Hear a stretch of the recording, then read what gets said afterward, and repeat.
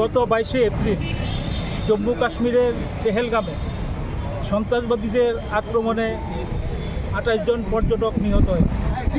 আমরা সদর জেলা কংগ্রেসের পক্ষ থেকে নিহতদের শ্রদ্ধাঞ্জলি জ্ঞাপন করছি এবং ওদের পরিবারে আমরা সহানুভূতি এবং সমবেদনা জানাচ্ছি এবং যারা আহত হয়েছে তাদের দ্রুত আরোগ্য কামনা করছি।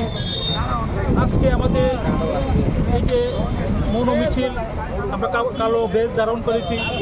আমাদের সর্বভারতীয় নির্দেশে আজ ভারতবর্ষের একযুগে সব সদর জেলার মধ্যে আমাদের এই প্রোগ্রাম মৌন মিছিল।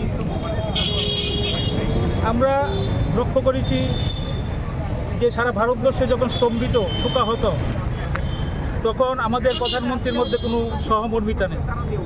কারণ একদিকে জনগণ শোকাহত, আরেকদিকে আমাদের প্রধানমন্ত্রী বিহারের মধুবনীতে উনি নির্বাচনী সভা করতে গেছেন।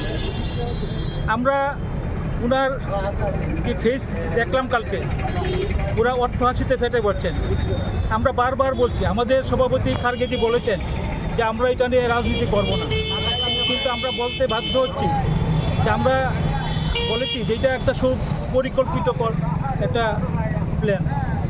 কারণ কেন বলছি আমরা, কারণ যেখানে একটা বাচ্চা শিশু বন্দুক নিয়ে যেতে পারে না, খেলনা বন্দুক, সেখানে আমরা দেখতে পাচ্ছি চারটা সন্ত্রাসবাদী ওরা রাইফেল নিয়ে এই পর্যটকদের হামলে করেছে।